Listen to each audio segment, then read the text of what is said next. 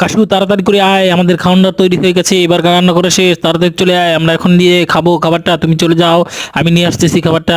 তুমি জায়গাটা রেডি করো, আমি তাড়াতাড়ি আসছি। এই যে খাবারটা নিয়ে আসছি, একটু তুমি সরে দাঁড়াও, আমি এই খাবারটা রাখি, তারপর খাবারটা খাবো। ঠিক আছে দাদা, তুমি তাহলে রাখো, আমি একটু হেল্প করি তোমাকে।